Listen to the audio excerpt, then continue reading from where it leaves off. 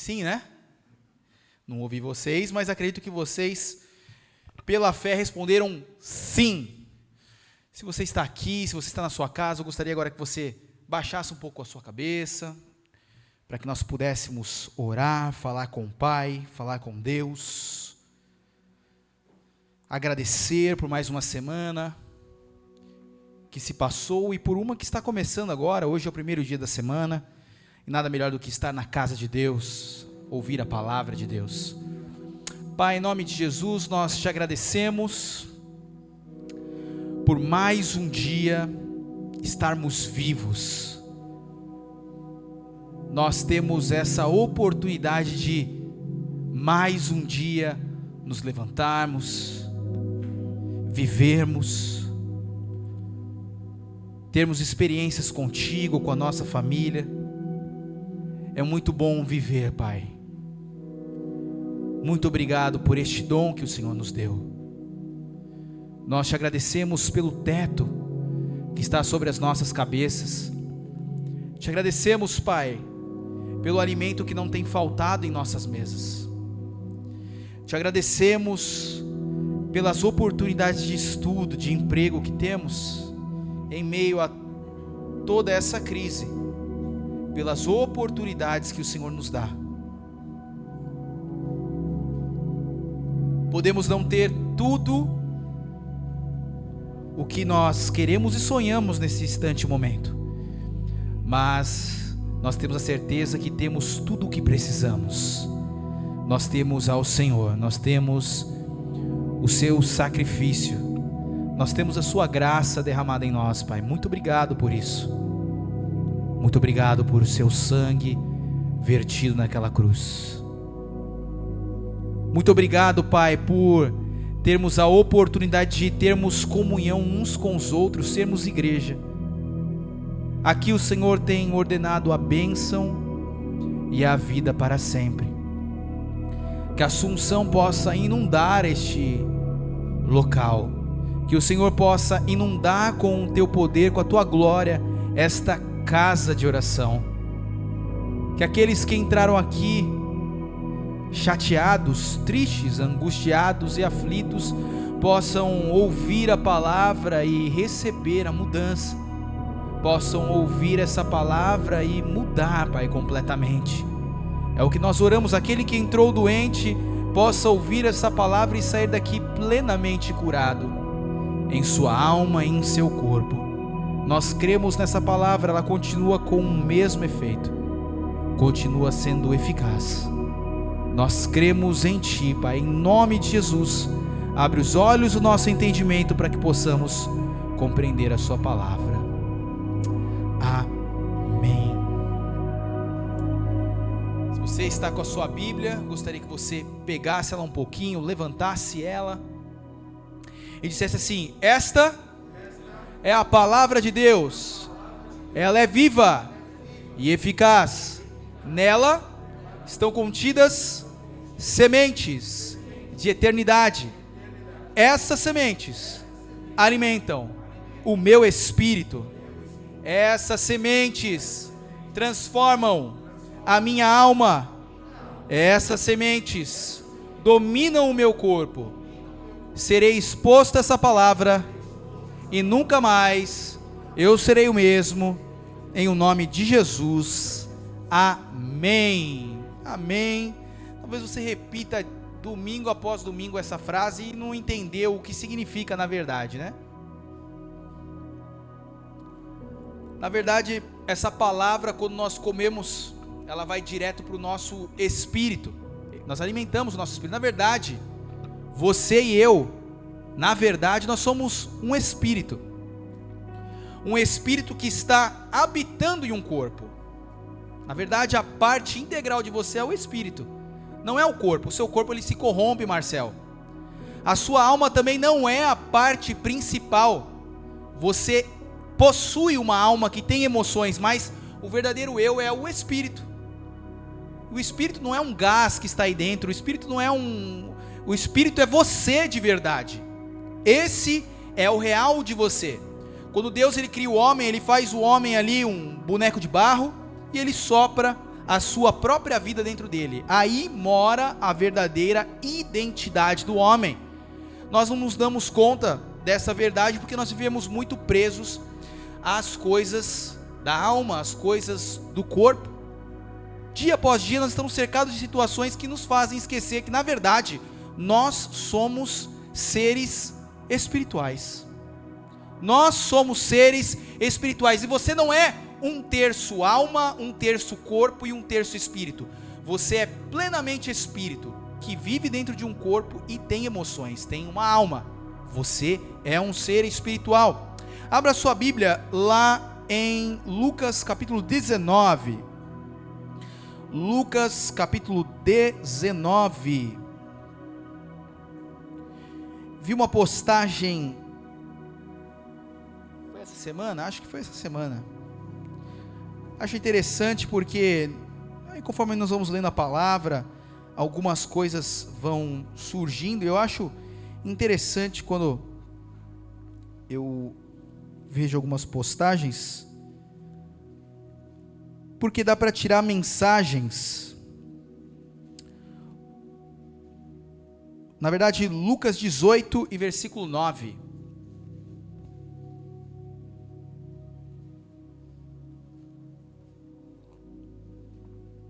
Lucas 18 e versículo 9.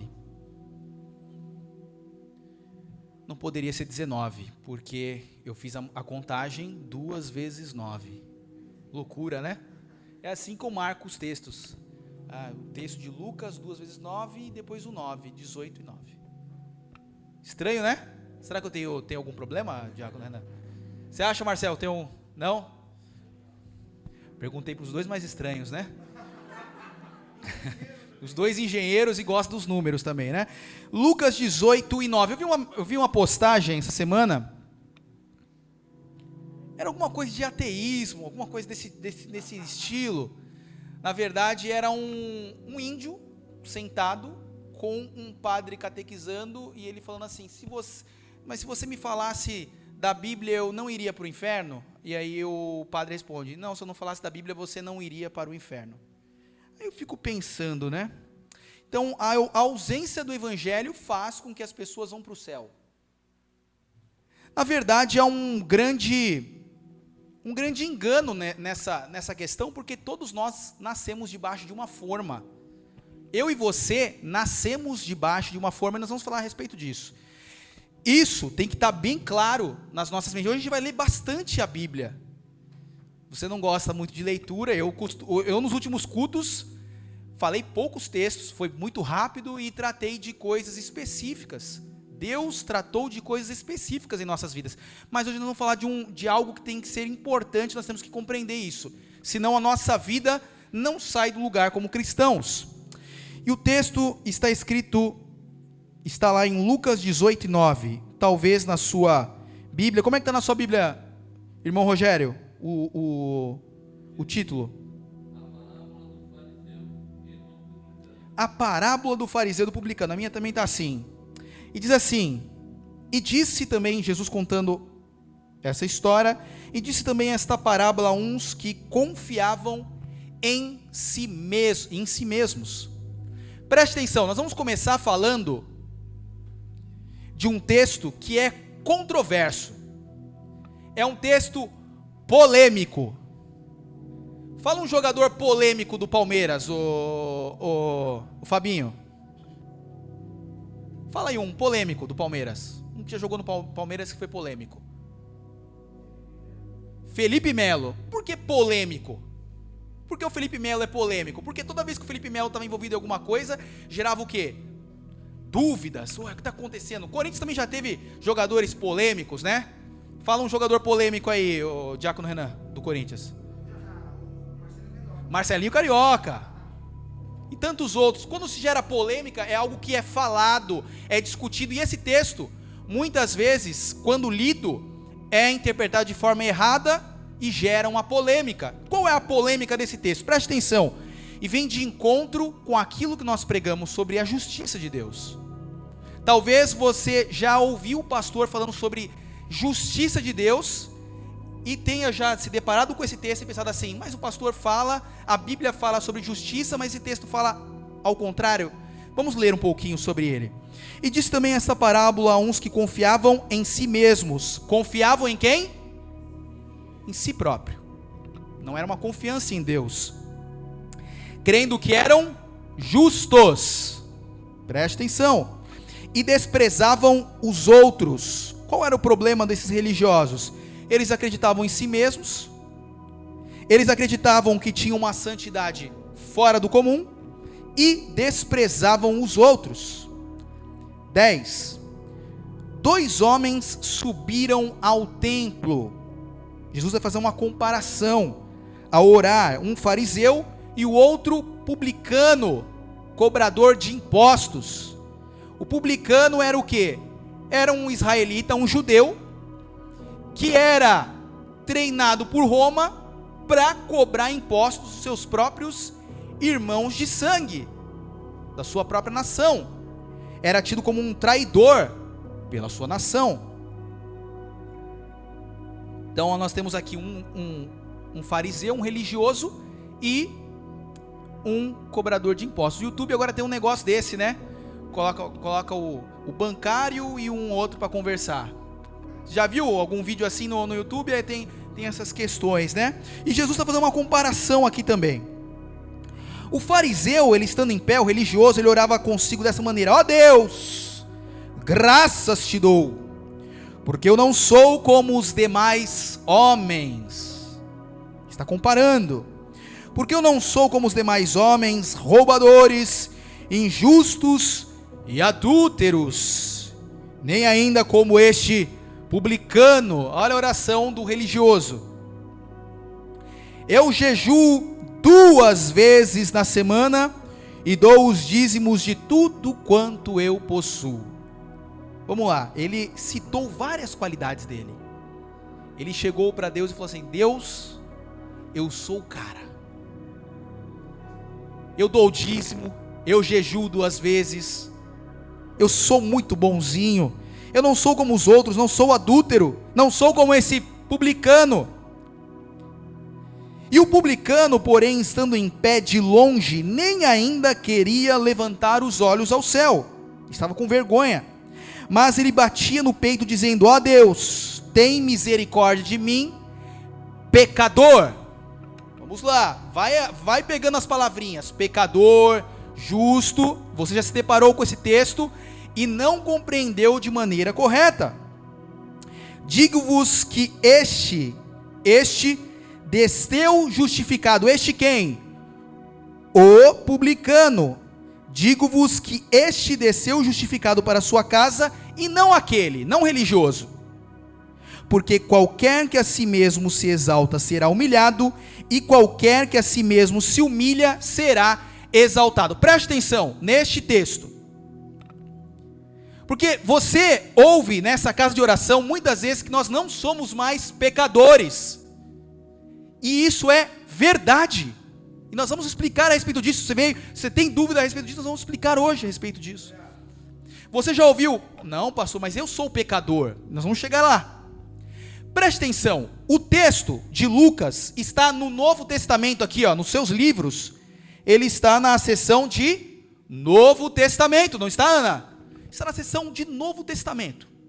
Agora, preste atenção uma coisa. Nós vamos marcar uma viagem. Vamos sair de Itanhaém e vamos para Curitiba, beleza? Todos nós alugamos um ônibus e saímos de Itanhaém agora e vamos para Curitiba. Enquanto se está indo para Curitiba, todos nós podemos falar que já chegamos em Curitiba se estamos em Barra do Turvo? Estamos o quê? A caminho. Vai fazer que nem aqueles caras, né? Alguém liga, onde você está? Ele está em Mongaguá e ele fala: não, eu estou aqui perto do Galpão do Gás, aqui de Itanhaém. Está lá em Mongaguá, lá perto da Santa, e está falando que está aqui já em Itanhaém. Não, nós estamos falando de fatos verídicos. Nós estamos saindo de Itanhaém, passamos ali por Barra do Turvo. Não podemos falar que chegamos em Curitiba. Estamos ainda caminhando. Então, o texto de Lucas está no Novo Testamento, na seção. Porém, o Novo Testamento, a chegada só acontece quando Jesus morre na cruz, ressuscita. Aí sim começa o Novo Testamento. O Novo Testamento de fato só ocorre quando Jesus morre na cruz e ressuscita. Aí é inaugurado o Novo Testamento. Quando ele cumpre toda a lei na cruz e ressuscita para estar com o Pai. Aí começa o Novo Testamento. Até então, Jesus ainda está numa transição de Velho Testamento para Nova Aliança. Ok? Ficou claro? Ele está falando com pessoas que ainda não haviam nascido de novo. Esses homens não haviam nascido de novo. O que é nascer de novo? Receber um novo coração, como nós temos. Essas pessoas não tinham. E o que fica claro nesse texto, uma coisa que é interessante no Evangelho, e você precisa entender. O Evangelho, ele trata de dois homens. O Evangelho, ele fala de dois homens. Ele fala de dois Adãos. Fala do primeiro Adão e do segundo Adão. O Evangelho se resume no ponto de partida, a Adão até Jesus. O Evangelho resumido é isso: o primeiro Adão que cai e o segundo Adão que se levanta para trazer vida para nós. É esse o raio-x do Evangelho. É isso que precisa ser entendido. Adão peca, cai, perde a autoridade, Jesus vem, se entrega, ressuscita e devolve a autoridade. É isso, o Evangelho basicamente é isso. Nós precisamos entender isso perfeitamente. Quando Jesus está tratando desse texto, ele não está falando que a condição do homem atual é pecador. É isso que ele está falando no texto? O que o texto não diz? O texto não diz que nós somos pecadores. Ele está falando que aquele homem, o publicano, ele reconhece: eu estou falho. Ele reconhece. Qual é o problema do outro, do religioso? Ele não entendeu que ele possuía uma aliança com Deus que era paliativa. Você está achando que Deus criou os sacrifícios lá na velha aliança porque ele queria fazer coisas difíceis? Não. Ele criou o sacrifício por amor dos seres humanos que viviam naquela época.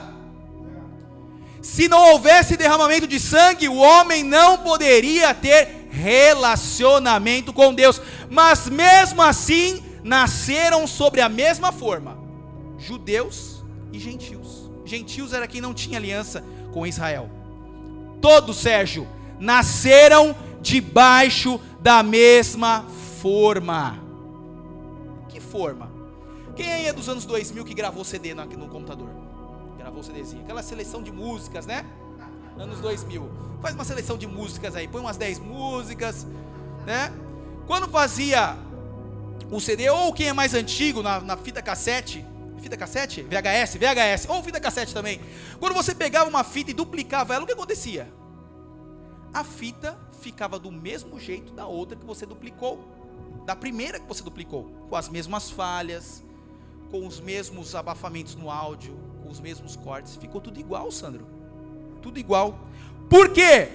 Porque existe uma forma, independente se eram judeus ou não, todos nasceram debaixo de uma mesma forma. E não é porque ele jejuava, não é porque ele fazia, que ele não estava. Todos os homens daquela época eram o quê? Pecadores. Por mais que fizessem ou criassem alguma coisa, todos estavam debaixo do mesmo problema: pecado. Todos estavam mortos espiritualmente. Pastor, será? A gente vai falar já, fica tranquilo, não fica preocupado, nós vamos falar a respeito disso. Todos os homens eram pecadores. O problema do religioso e o problema da velha aliança é que, ao invés de acontecer uma mudança do interior para fora, era um negócio que você tinha que fazer de fora para dentro. Você está entendendo? Na velha aliança tem que ficar fazendo coisas por fora, para que você seja justificado por dentro. Mas na nova aliança não é assim. Na nova aliança, Deus faz algo dentro de nós, e essa coisa que Ele faz dentro de nós, reflete naquilo que nós fazemos exteriormente.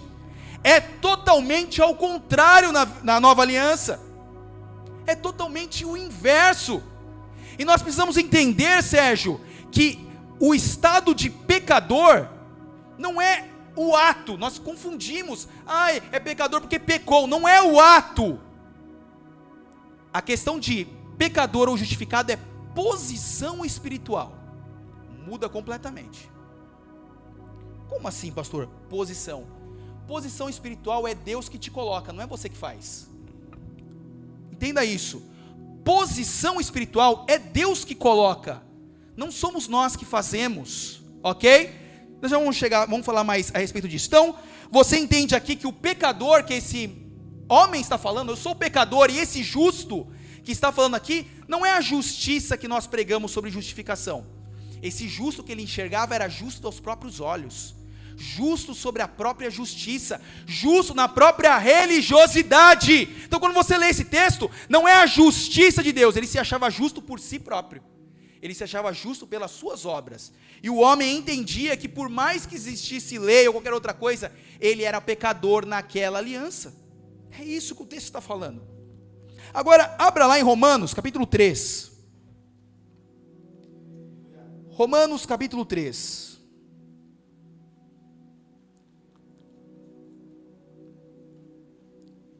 Pastor, mas eu fui hoje para a igreja para receber. Você está recebendo. Isso aqui muda toda a sua forma de enxergar a vida. Totalmente. Muda sim. Muda completamente a forma de se enxergar a palavra, de se relacionar com Deus. Pastor, eu pequei tanto no passado, eu sei que eu fui perdoado, mas eu não consigo esquecer. É porque você não entendeu ainda. Você não entendeu ainda o relacionamento que Deus tem com você como pai. O relacionamento que Deus tem com você, com a recriação de você aí dentro. Quer um homem pecador, uma mulher pecadora? Preste atenção, Romanos 3 e versículo 1, olha só como Paulo aborda isso, nós vamos ler bastante. Qual é logo a vantagem do judeu? Ele está perguntando, qual é a vantagem então de ser judeu? Ele está tratando esse assunto. Se todos os homens estão debaixo do pecado, qual é a vantagem de ser judeu então? Ou qual é a utilidade de nós nos circuncidarmos, fazermos o ritual da aliança? Qual é? E Paulo responde, muita em toda maneira, porque primeiramente as palavras de Deus lhe foram confiadas. Ele está falando, ei judeus, vocês têm que ficar felizes, porque a palavra de Deus primeiro foi anunciada a vocês. Se alegrem por causa disso, não é porque vocês são superiores às outras nações. Pois que, se alguns foram incrédulos, a sua incredulidade aniquilará a fidelidade de Deus? Se alguns não creram, Deus vai mudar por causa disso? De maneira nenhuma, sempre seja Deus verdadeiro e todo homem mentiroso, como está escrito, para que seja justificado em tuas palavras e venças quando forem julgados. E se a nossa injustiça for causa da justiça de Deus, que diremos? Ele está falando agora sobre um outro problema. Algumas pessoas pegam a graça de Deus, é um assunto muito pregado hoje em dia, tem que ser pregado mesmo. Mas algumas pessoas entendem a graça de Deus assim, eu peco e Deus me perdoa, já está pecando pensando no perdão de Deus. Está errado, totalmente errado. Eu vou pecar, mas eu sou malandro, né? Eu sou malaco. Eu peco e já peço perdão. Está errado, esse pensamento não é o pensamento do Evangelho. E Paulo está combatendo isso também aqui. Se a nossa injustiça for causa da justiça de Deus, que diremos? Porventura será Deus injusto, trazendo ira sobre nós? De maneira nenhuma. Do outro modo, como julgará Deus o mundo? Mas se pela minha mentira abundou mais a verdade de Deus para a glória sua, porque eu ainda sou julgado também como pecador? Por que não dizemos como somos blasfemados e como alguns dizem que dizemos, façamos males para que venham bens? A condenação desses é justa. Ele está falando assim, tem alguns que estão falando, vamos fazer bem, vamos fazer o mal, para que a graça de Deus aumente. Não é isso que Paulo estava pregando. Paulo nunca falou sobre isso. Vamos pecar mesmo para que a graça aumente. Nunca foi isso que Paulo pregou. E aí ele começa falando algo interessantíssimo. Talvez na sua Bíblia esteja escrito, todos os homens estão debaixo do pecado. E ele fala, pois que somos nós mais excelentes, nós que somos judeus? De maneira nenhuma, porque Paulo era judeu. Pois já dantes demonstramos que tanto judeus como gregos ou gentios, Todos estão debaixo do pecado. E aí algumas pessoas param o texto aí. É todo mundo pecador. Está todo mundo debaixo do pecado. Parou o texto aí. É um perigo esse negócio de nós pegarmos um texto, isolarmos e acreditarmos nesse texto de uma forma isolada. Não é assim que se lê a Bíblia. Algumas pessoas param aí, Marcel. Somos tudo pecador.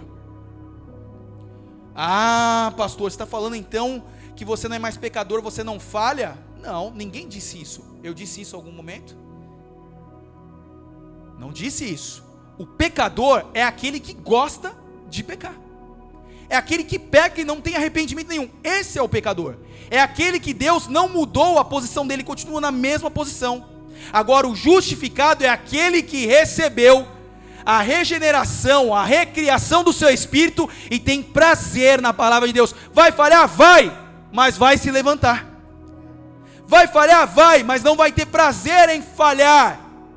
É isso que é a nova criação. Veja só. Olha o que ele está falando. Como está escrito, não há nenhum justo, nenhum sequer. Param aí o texto. Não, continue lendo. Não há ninguém que entenda.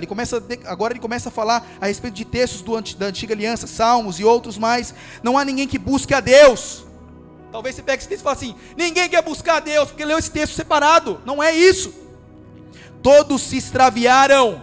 Todos os homens e mulheres, por causa de Adão.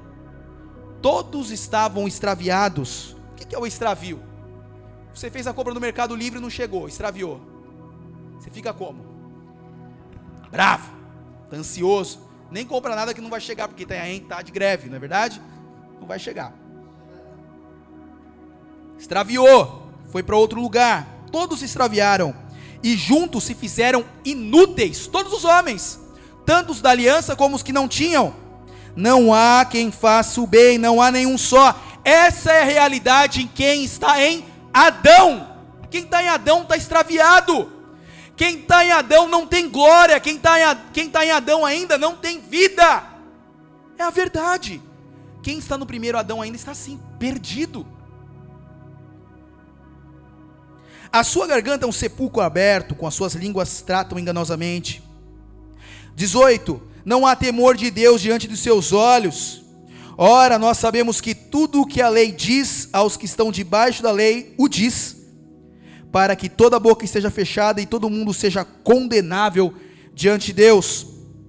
Por isso, nenhuma carne, nenhuma pessoa será justificada diante dele pelas obras da lei. Está reconhecendo lá o religioso? Eu jejuo 2 vezes, eu dou os meus dízimos. Ele estava achando que ele seria justificado pelas obras da lei. Está falando aqui, ninguém vai conseguir ser justificado pelas obras da lei. Pela lei mosaica, ninguém vai conseguir. Porque pela lei vem o conhecimento do pecado. Agora preste atenção na resposta de tudo que Paulo falou. Essa resposta nós temos que ter em mente, em nosso coração. Mas agora se manifestou sem a lei a justiça de quem? De Deus. A justiça de quem? Não é a justiça do religioso. Não é a justiça do fariseu, é a justiça de Deus. Se manifestou agora a justiça de Deus, tendo o testemunho da lei e dos profetas. Isto é, a justiça de Deus pela fé em Jesus, para todos e sobre todos os que creem. Para quem que é a justiça, Rosa? É para todos os que creem. Não é para uma nação específica. Não é para um povo específico, Glenda. É para todos os que creem. O que é justiça, pastor? Justiça é ter uma boa posição diante de Deus. Isso é ser justo. A justiça de Deus não é pelo que nós fazemos, é o que Ele fez na cruz por nós. Isso traz a justiça de Deus para nós, evangelista. Uma boa posição. Éramos pecadores por causa de Adão. Todos nascemos debaixo dessa forma. Se nós morrêssemos nessa condição, iríamos para o inferno. É o que a palavra nos ensina. Mas quando nós conhecemos o segundo Adão, que está lá em 1 Coríntios, Capítulo 15, Ele é Espírito vivificante, é aquele que trouxe vida para nós, que transformou o nosso ser. Era aquilo que estava profetizado em Ezequiel. Eu vou dar um novo coração para vocês. E nós cantamos música. Dá-me o coração igual ao teu. Linda essa música, né? Melodia, emocionante. Dá-me um coração igual ao teu, meu mestre. Não é isso que fala a canção? Só que nós, como cristãos, cantando um negócio desse, não tem sentido. Sabe? Não tem sentido. Por que não tem sentido? Não tem sentido justamente porque nós já recebemos o coração. Agora, se for para alguém que quer receber o coração, ok. Agora, nós cantamos, dá-me um coração igual ao teu. Não tem sentido. Nós já recebemos um novo coração. O que é um novo coração, Rodrigo? Um novo coração é ser recriado por Deus. Um novo coração é receber a justiça de Deus. Aí muda tudo. Ah, pastor, mas por que fulano então recebeu a Cristo e continua no pecado? Porque ele quer. A pergunta é simples de responder. Não, mas ele não recebeu uma transformação? É aí que está o negócio. É aí que mora a chave do negócio, Fabinho. Porque ele foi recriado por dentro. O verdadeiro homem, o seu espírito, Camila, foi recriado. Mas e a mente? A sua mente mudou quando você recebeu a Cristo no mesmo instante? Quando você recebeu a Cristo, o seu corpo mudou? Você era idoso e de repente ficou jovem? Foi assim que aconteceu? Foi? Não foi? O que mudou foi dentro. Mas sabe o que acontece? Porque as pessoas não conseguem viver à altura e vivem a vida de pecado porque não deixam o espírito dominar, deixam o corpo e a alma dominar, por isso não vivem. Mas o espírito foi recriado. Isso não tem como ser contestado. O espírito foi recriado. Aí você começa a entender que não é pelas atitudes, mas sim aquilo que ele fez por nós na cruz. Ele continua aqui. Isso é a justiça de Deus pela fé em Jesus. 23, porque todos pecaram e destituídos estão da glória de Deus. E agora ele fala, todos pecaram e são destituídos, mas sendo justificados gratuitamente. Quanto foi para ser justificado? R$1.000? 5.000? 10.000? Quanto foi essa justificação? Ah, pastor, eu tive que subir a escada de joelhos no milho. Foi assim? De graça foi que ele colocou a gente na posição de justiça, pela redenção que há em Cristo Jesus, ao qual Deus propôs para propiciação pela fé no seu sangue, para lhe demonstrar a sua justiça, pela remissão dos nossos pecados antes cometidos. Ele foi paciente conosco, e isso não está ligado ao tanto que você pode fazer, mas sim o tanto que ele fez na cruz, por você, por mim. Abra lá, em 2 Coríntios, capítulo 4,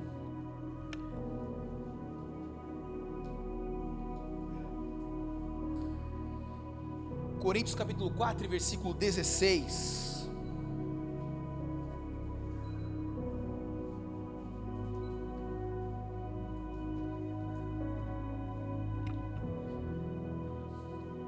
Segunda Coríntios 4 e 16.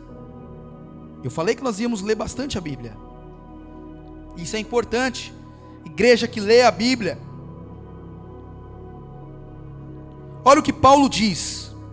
Paulo está falando do ministério dele. Preste atenção como o Evangelho, a palavra de Deus, ela é harmoniosa. Sabe por que eu falo sempre eu estava lendo esses dias sobre um pregador dos Estados Unidos, acho que é Mark Hanks. Ele estava falando que ler as cartas do Novo Testamento é como ver uma radiografia. E ler os evangelhos é como se nós víssemos uma fotografia. O que quer dizer isso, pastor? Na fotografia, eu tiro uma fotografia do João Pedro, eu vou ver a face dele, o que é externo. O evangelho é o que os homens viram acontecendo, mas quando nós olhamos a radiografia, nós olhamos o que está dentro.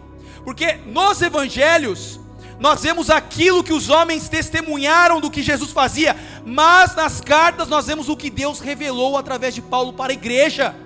São as coisas que Deus viu lá de cima que Ele revela para nós na nova aliança. 2 Coríntios 4,16, Ele está falando do seu ministério.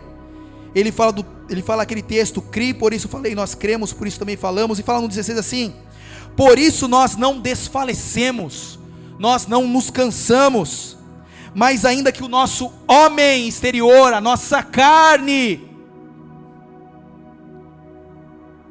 ela se corrompa, ela se desgaste. Tem alguém aqui que vai passando o ano, vai ficando mais jovem? Não existe isso.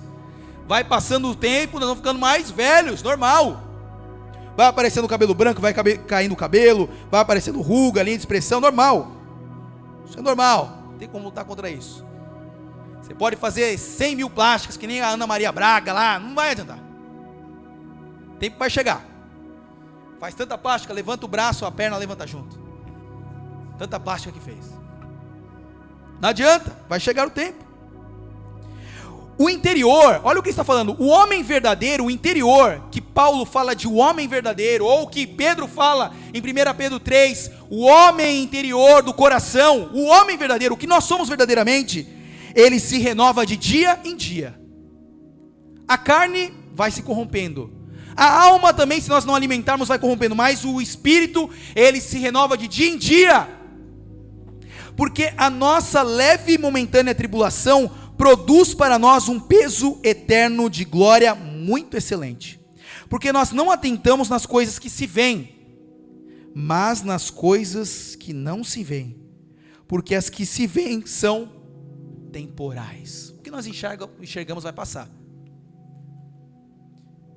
e é um exercício nós fazermos isso, sabia? Porque passa o tempo, a gente esquenta a cabeça com um negócio, depois passa um certo tempo, a gente olha para trás e fala, que besteira, gastei tanto tempo, energia num negócio que não valia a pena, porque estamos olhando às vezes as coisas temporais, mas Paulo está falando que nós que somos espirituais, devemos olhar para as coisas que são eternas, olhar para as coisas que são eternas, é isso a chave do evangelho, olhar para as coisas que são eternas.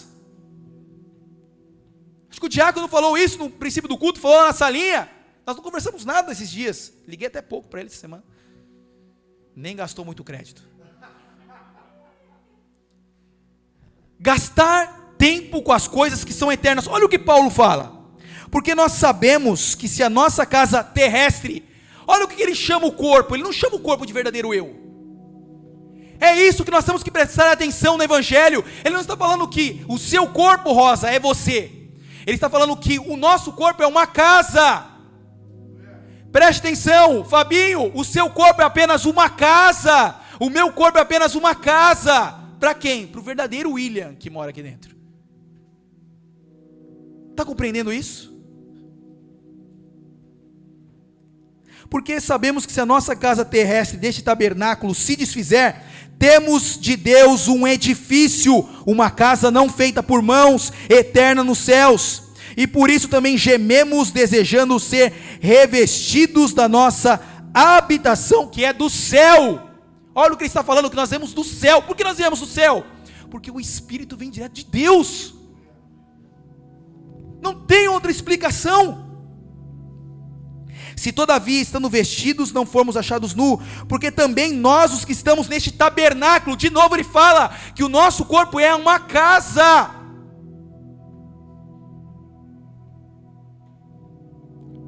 Gememos carregados, não porque queremos ser despidos, mas revestidos para que o mortal seja absorvido pela vida. Ora, quem para isto mesmo nos preparou foi Deus, o qual nos deu também o penhor do seu Espírito, pelo que estamos sempre de bom ânimo. Olha o que ele fala, preste atenção nesse texto, porque estamos sempre de bom ânimo. Quem? o verdadeiro homem, o Espírito, o verdadeiro William, o verdadeiro Diácono, o verdadeiro Henrique. Estamos sempre de bom ânimo, sabendo que enquanto estamos no corpo, de novo ele está falando, estar no que? No corpo. Quem está no corpo? O verdadeiro homem, a verdadeira mulher. Vivemos ausentes do Senhor. O que ele quer dizer com isso? Nós temos uma ligação com Ele, sim, temos enquanto estamos aqui na terra, mas uma ligação perfeita é só quando nós estarmos com Ele na eternidade. É disso que ele está falando, que o corpo está aqui como uma casa. Precisamos ter a consciência disso, porque andamos por fé e não por vista, mas temos confiança e desejamos antes deixar este corpo para habitar com o Senhor. Olha o 17, 16, 15. 15. Ele morreu por todos. Por quem? Todos. Você está aqui, ele morreu por você. Precisava morrer? Não. Deus? Para que Deus precisava morrer por nós? Porque Ele nos ama. Ele morreu por todos, para os que vivem, não vivam mais para si mesmo, mas para aquele que por eles morreu e ressuscitou, assim que daqui por diante a ninguém conhecemos segundo a carne. Daqui para frente a gente comece a considerar a carne, o que nós enxergamos. E ainda que também tenhamos conhecido Cristo segundo a carne, contudo agora já o não conhecemos deste modo. Olha o 17. Assim, se alguém está em Cristo, não mais em Adão, se alguém saiu de Adão e está em Cristo, nova criatura é. Como assim, pastor? Nova criatura? É dentro, é uma nova criatura, não é um remendo. Jesus falou diversas vezes, não é com remendo, não é dando um jeitinho, é nova criatura, recriação total do espírito pecador que tínhamos. Para o quê? Para a justiça. As coisas velhas já passaram. Em outra tradução, uma nova era chegou para aqueles que receberam a Cristo. Uma nova era chegou. Você está aqui? Você não tinha conhecimento disso? Pois bem, começa a viver uma nova era em Cristo. Cristo trouxe um novo motivo para você e eu vivermos. As coisas velhas já passaram, os pecados ficaram para trás. O adultério que você cometeu lá atrás, ficou para trás. Você foi perdoado, perdoada. A fornicação que você cometeu lá atrás, foi perdoado, perdoada, ficou para trás. Uma nova criatura. Tudo se fez novo. Isto provém de Deus que nos reconciliou. Você foi reconciliado. Nós não merecíamos ser reconciliados, éramos inimigos de Deus, é o que a palavra diz. Ele nos reconciliou. 19, isto é, Deus estava em Cristo, reconciliando o quê? O mundo, não lhes imputando os seus pecados. Ele pôs em você e em mim a palavra da reconciliação. Olha o que o texto está falando, que Deus colocou a palavra de reconciliação dentro de nós. O que significa isso, pastor? Deus colocou uma palavra para você levar para os outros serem reconciliados com Deus. Sabe o que significa isso? Que Deus te fez um embaixador. Sabe o que significa? Que Deus te fez um mensageiro, uma mensageira para levar essa palavra de reconciliação, essa palavra de justiça. 20, de sorte que somos embaixadores de Cristo. O que é um embaixador? Tem um embaixador do Brasil lá na África. Para que serve o embaixador? Ele representa. É ele que cuida dos assuntos relacionados do Brasil na África. Sabe o que Deus está falando para nós? Você e eu somos os responsáveis de tratar dos assuntos dele aqui na terra. Jesus se foi, mas ele deixou essa oportunidade do quê? De tratarmos dos seus assuntos aqui na terra. Por quê? Somos novas criaturas. E tem mais. 21. Aquele que não conheceu o pecado. As pessoas dizem, Jesus teve um caso com Maria Madalena. Que conversa fiada. Ah, Jesus, já falaram até que Jesus era homossexual.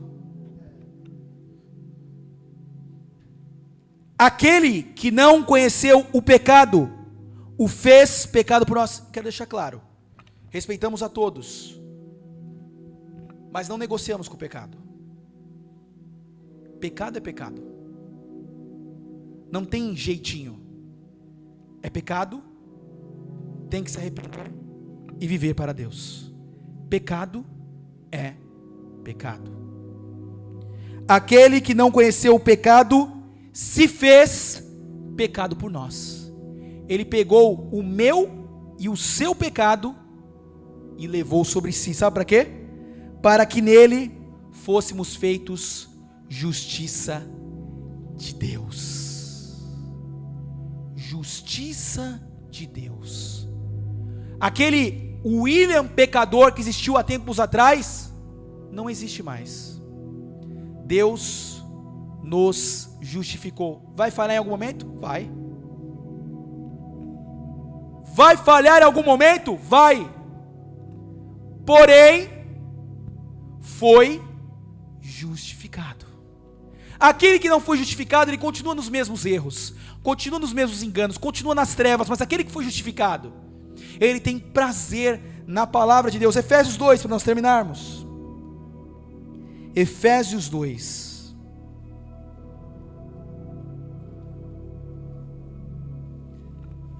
1 Coríntios 6,17, se eu não me engano, diz que nós fomos feitos um espírito com o Senhor. Preste atenção, Ele nos fez um espírito com Ele. Ele não nos fez um corpo com Ele, Ele não nos fez uma alma com Ele. Ele nos fez um espírito, justamente porque o espírito é a parte principal do ser humano. Como diz lá em Provérbios, o espírito do homem é a lâmpada do Senhor. Aí você fica imaginando uma lâmpada, né? Acesa. A lâmpada é onde tem a iluminação. A lâmpada é onde tem o esclarecimento. A lâmpada é da onde vem a intimidade com o Pai. É o espírito do homem, o espírito da mulher. Olha para nós que recebemos essa graça. Diz assim, Efésios 2:1. Ele nos vivificou, estando vós mortos em ofensas e pecados. Preste atenção. Se ele precisou vivificar alguém que estava em ofensas e pecados, significa que esse que estava em ofensas e pecados era o quê? Justo ou pecador? Pecador. Porque se é necessário que ele vivifique aquele que está no pecado, significa que ele precisa mudar a posição espiritual daquele que precisou ser vivificado. Porque não tem cabimento ou razão ele vir vivificar e continuarmos pecadores. Não estamos falando que não precisamos de Deus, porque as pessoas entendem igual o fariseu. Não estamos falando que somos, ou porque nós fizemos algo, é porque Ele fez algo dentro. E é por isso que temos uma boa posição com Ele. Ele nos vivificou, estando nós mortos em ofensas e pecados. Não merecíamos, é isso que diz o texto. Outro tempo nós andávamos segundo o curso deste mundo, deste sistema, segundo o príncipe das potestades do ar, aquele que governa este planeta, do espírito que opera no quê? Nos filhos da desobediência. Está falando que antigamente, quando estávamos em Adão, nós seguíamos as sugestões do Deus deste mundo, com D minúsculo. Nós seguíamos a sugestão dele, Jonatas. Seguíamos e éramos influenciados por tudo o que ele soprava para nós. E nós também, além de sermos influenciados por Ele, éramos também influenciados, olha o que diz a palavra, pelos desejos da carne e dos pensamentos. Preste atenção, vontades da carne e pensamento. O que significa isso? Vontades da carne e pensamento é o que nós falamos lá no princípio, quando nós oramos. Lembra da Bíblia levantada? Nós seguíamos as nossas vontades do corpo e da alma, ao invés de seguir a vontade perfeita do Espírito. Era isso que nós seguíamos. Éramos por natureza filhos da ira. Você é filho de Deus hoje, mas antes era filho da ira. A ira de Deus estava sobre nós. Éramos filhos da ira, era o que nós éramos em Adão. Todos os homens, como os outros também. Mas Deus, que é riquíssimo em misericórdia, pelo seu muito amor com que nos amou, estando nós ainda mortos em nossas ofensas, não merecedores de nada, Ele nos vivificou juntamente com quem? Com Cristo. Todos nós nos tornamos pecadores em Adão, mas todos nós nos tornamos justiças em Jesus. Vou repetir, todos nós nos tornamos pecadores em Adão, mas em Jesus todos nós nos tornamos justiça de Deus. Se isso não tivesse acontecido, a presença de Deus ainda estava encerrada dentro do Santo dos Santos.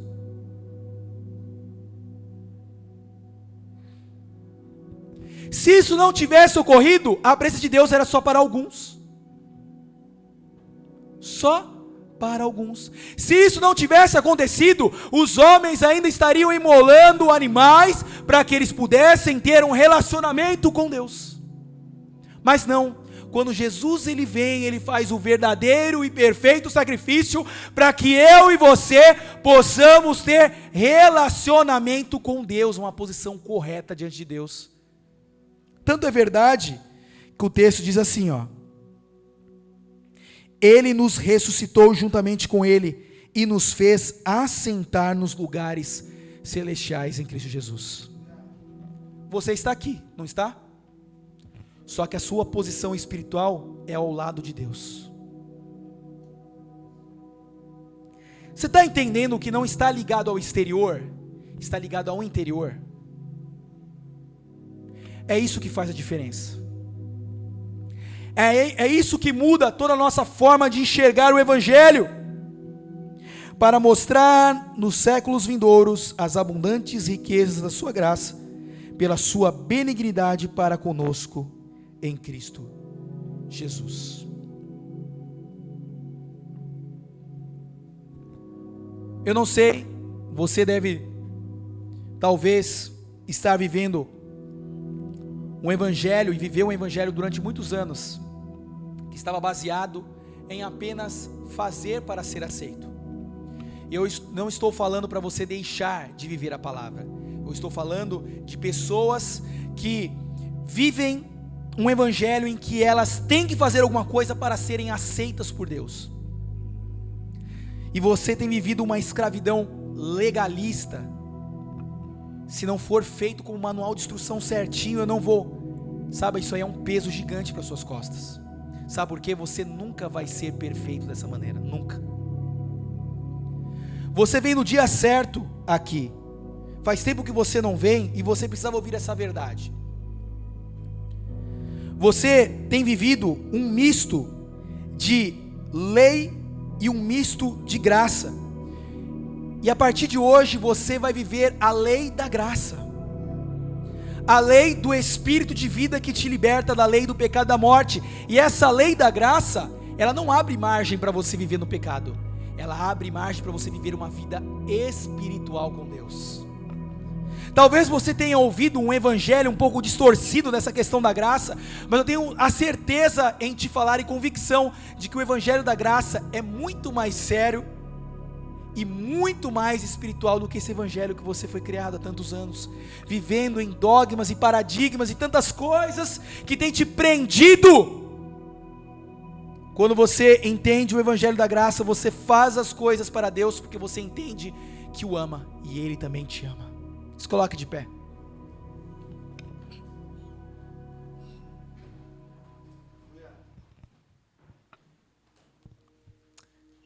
Em 1 Tessalonicenses 5,17, o apóstolo Paulo, falando com a igreja de Tessalônica, ele fala que o mesmo Deus de paz conserve irrepreensível todo o vosso espírito, alma e corpo, até a vinda do nosso Senhor Jesus. Pregamos o evangelho da graça, em que é necessário nós mantermos um coração cheio da palavra, para que ele domine a sua alma e domine o seu corpo. Porque nós às vezes falamos tanto de Satanás e seu sistema, mas esquecemos que a casa que vivemos, o nosso corpo, e as nossas emoções e sentimentos nos atrapalham de viver o evangelho da graça. E hoje você está aqui, ouvindo e entendendo que você foi feito justiça de Deus. De uma forma equilibrada você entendeu isso. Que Deus te justificou, Ele te limpou. E essa vida que Ele colocou dentro de você, ela tem a capacidade de dominar. Paulo diz em 1 Coríntios 9:27, ele diz assim: eu esmurro o meu corpo. Preste atenção como ele fala. Ele fala: eu esmurro o meu corpo. Quem esmurra o próprio corpo? O homem interior. Eu esmurro o meu corpo e o subjugo. Eu o coloco numa posição de servir o meu homem interior, para que eu pregando não seja reprovado.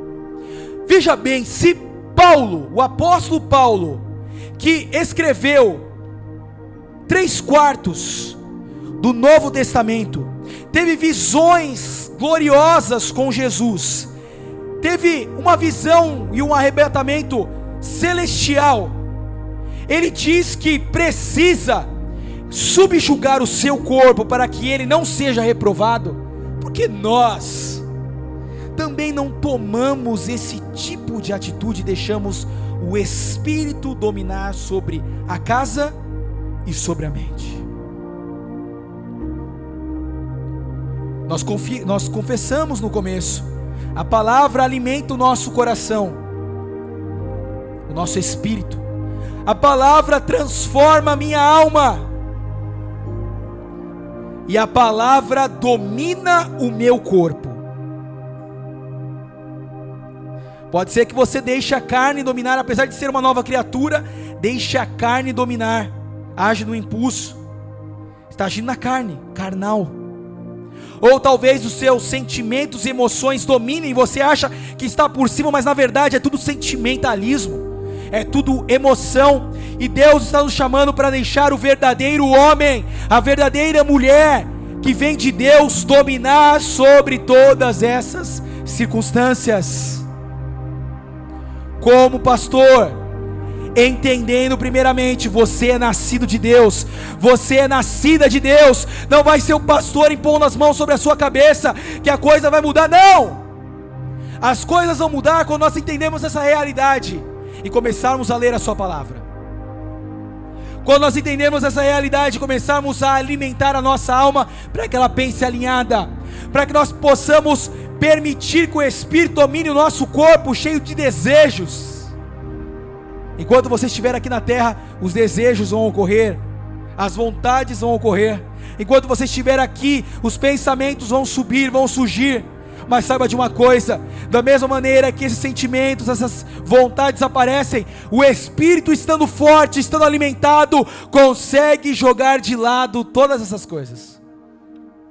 Quando Adão cai, lá no Éden, ele fica dominado pelo corpo, dominado pela mente. Ele perde a autoridade espiritual que ele tinha. Quando ele morre, ele perde a autoridade espiritual que Deus havia colocado nele. O homem já não podia mais frear os seus pensamentos, o homem já não podia mais frear o seu corpo. Então vem os sacrifícios, é a caminhada até chegar a Jesus. Vem os sacrifícios, vem a lei, vem todas aquelas ordenanças para que os homens tivessem algum tipo de relacionamento com Deus. Mas aparece Jesus. Jó fala: Senhor, não existe ninguém que possa colocar a mão entre o homem e Deus. Jó estava dizendo isso: não há ninguém que possa interceder pelos homens, não há alguém semelhante a nós. Ele estava profetizando de Jesus, aquele homem de Nazaré que era Deus, é Deus. Ele vem até a terra e toma a semelhança para fazer a intermediação entre o homem e Deus. Era necessário alguém que entendesse o homem e alguém que entendesse Deus.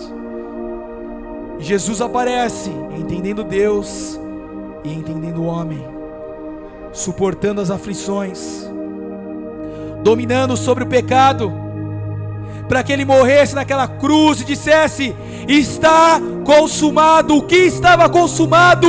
Eu cumpri a lei. Tudo está consumado.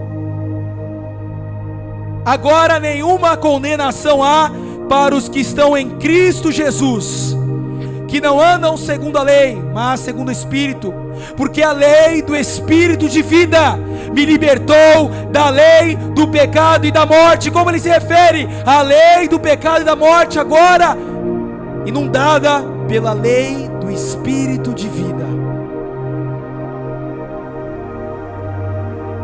O apóstolo Paulo diz num capítulo anterior: enquanto eu vivia na lei, eu queria fazer o que era bom, eu queria fazer o que era legal para Deus. Eu tento, mas não consigo. Eu sigo as ordenanças, eu entrego os meus dízimos, faço tudo certo, mas falta algo em mim. O pecado me matou, o pecado está me corroendo, a religião me matou.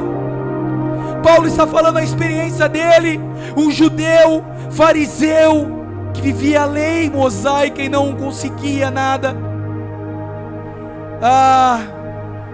Eu quero fazer o que é bom, mas quando eu penso em fazer o que é bom, o mal já está em mim.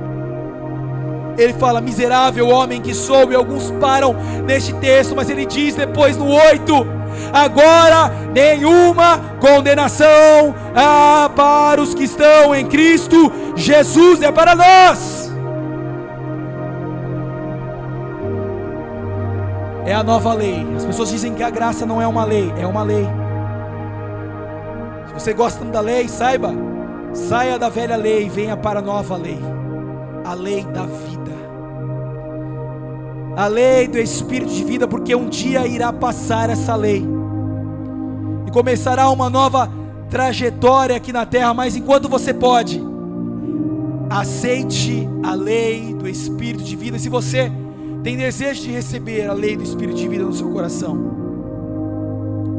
você pode colocar a mão no seu coração, você que está em casa, você que está aqui, e orar assim: Pai, em o nome de Jesus, eu ouvi essa palavra e entendi que a aceitação do Senhor em minha vida não está baseada em rituais, em obras, em leis.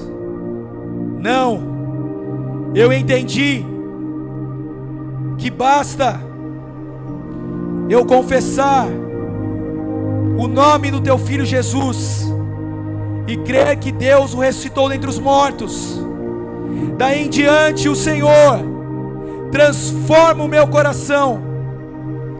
Daí em diante eu sou recriado, eu sou uma nova criatura, e saio do império das trevas e sou transportado para o reino do Filho do seu amor. As minhas condenações já passaram. Eu sou uma nova criatura. Aquele que não conheceu o pecado se fez pecado por mim, para que nele eu fosse feito justiça de Deus. De filho da ira, eu agora sou filho de Deus, em o nome de Jesus. Se você pode, levante suas mãos. Eu quero abençoar a sua semana, eu quero abençoar a sua vida, quero abençoar a sua casa. Pai, em nome de Jesus, que o Senhor possa se revelar ainda mais essa semana a essas pessoas que assistiram o culto, essas pessoas, esses meus irmãos, esses filhos de Deus que ouviram essa palavra, possam ter a revelação ainda maior em sua palavra, em oração, sobre aquilo que foi ministrado, que eles possam viver o sobrenatural de Deus, possam viver a prosperidade de Deus essa semana. Nós abençoamos a sua casa, dizendo: ora aquele que é poderoso para vos guardar de tropeçar e vos apresentar irrepreensíveis perante a sua glória com alegria, ao único Deus, Salvador nosso, e por Jesus Cristo nosso Senhor, seja glória e majestade, domínio e poder, antes de todos os séculos, agora e para todo sempre. Que a graça e a paz do nosso Senhor Jesus Cristo seja com todos vocês, em o nome de Jesus. Amém. Aguarde no seu assento. Amém.